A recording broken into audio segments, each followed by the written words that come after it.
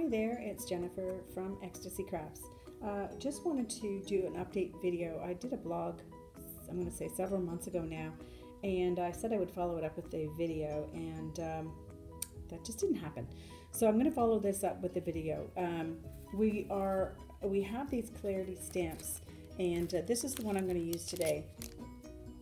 It's really lovely. It's the Agapanthus. I don't know if I'm saying that right, but it's a lovely blue flower, and it's got little embellishment type things that you can use on it. And we've used the bee and the big flower thing there. It's Claritystamp. Here is the die number. It is listed on the blog, but that's the number there. The sentiment that we've used, I'll pop over to the card real quick. Now the sentiment that we used on the corners is this from Creative Expressions, and I liked this because it's sentiments that you can just tuck into the corner, so it doesn't take up a bunch of your card. Sometimes the card is the focal point, and this is, just a little sentiment on the side. So the sentiment I used, because bumblebees are not technically supposed to be able to fly, I did believe that anything is possible on the corners, because the whole bumblebee not really being able to fly thing is really what I was focusing in on. And this is the die number for that, SYDDICS. And again, that is listed on the blog. We're using a hand-done, this is just a piece of acetate with a circle cut out at the center. And always what I do when I cut out stencils with acetate is put a little piece of tape on it, because then when you put your acetate down somewhere, you're not just looking for something clear, that you can just focus in on the tape. So sorry, we're using that acetate mask, and then also the mixed media gel plate. This one's from Nellie. It's a circle, but it didn't matter because I'm actually blocking it off with my stencil anyway. So what I did, in the interest of time, I've used this Creative Expressions mask, CSMK14, I believe, but I know that with us this happens to be out of stock right now. So what I did in the interest of time was actually do the outside part, but in the photo there's the 3 ones in the center there. So I thought I would focus in on those, and at least you can see how that process is done.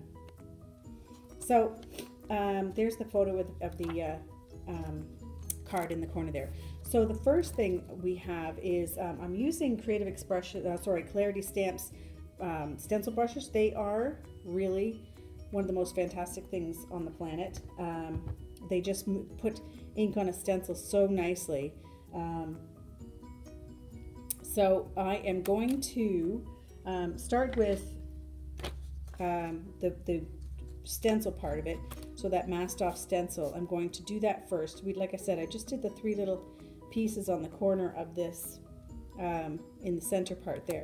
So we'll start with this. Now, ink wise, I started out with the Versafine, and it is a lovely ink to stamp with. I was just going to try and get my samples, but it was a little bit dark in the corners, and because I'm stamping my sentiment on the corners, I really had to lighten it up. So as much as I love this color, and I do love the Versafine, the saturation is just fantastic. For me, unfortunately, because I am, like I said, doing the sentiment on the ends there, I had to make it light. So I ended up using the Distress Oxide tumbled glass. And I'm going to show you, when I actually try to rub this, when I put the stencil brush on here, you'll see it doesn't even look like it's coming out because it's so much lighter. But once I take this mask away, you'll see that it is actually done. It has made an impression there, but it's light enough, like I said, so that I can make my my sentiment on the outside there, and not have it be lost with the stencils, the background that I'm doing there. So here is just brush that back and forth, and like I say, you can't even really tell that I've got ink on there. I can see it really lightly in the background there, but I'll pull that away so you can see it's showing up quite nicely. So then what I did do was just the circle. So I had then the solid circle, and you can see the next one was the solid circle. So then I'll just take this and do the solid circle.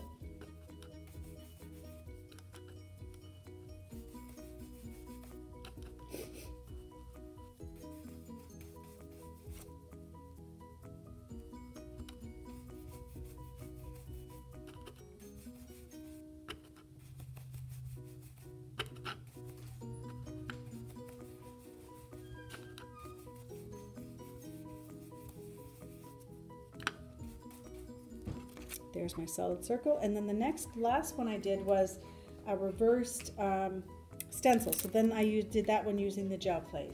So I'm going to color the stencil with the mask in the circle. So I really need some good saturation there because I've got to put it onto the mask. So I'm going to just put the ink pad right on that to get that good saturation. So I've got my circle in there, transferring that with the brayer onto the mask, onto the gel plate. And then I can transfer that reversed image now onto my card with, again, the brayer. So then I can just transfer that. That didn't come out good. Let me just line that up again. Transfer that on there with the brayer. Now, in the interest of time, I'm going to, the last thing I'm just going to mention is that, I'll bring the card back in. I have in the card sample, you can see the outline was just got the gray a little bits around it.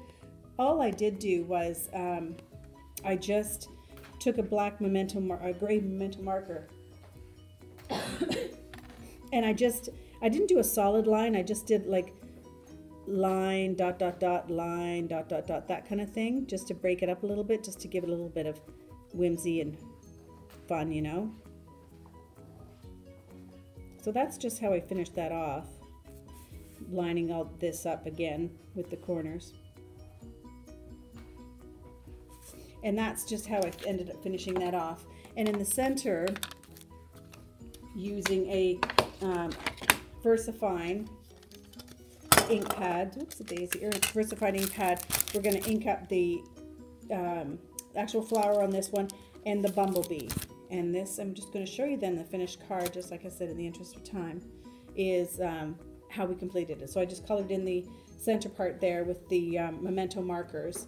And I masked off the stamp, and as you can see on the stamp there, that the words, I did them upside down on the lower right hand corner because they would have been facing inward, but I thought at least you can read it that way when you're holding the card, that you can read the sentiment better than you could if it was upside down.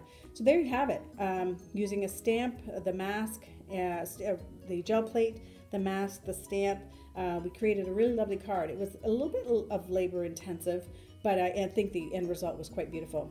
Thanks for watching.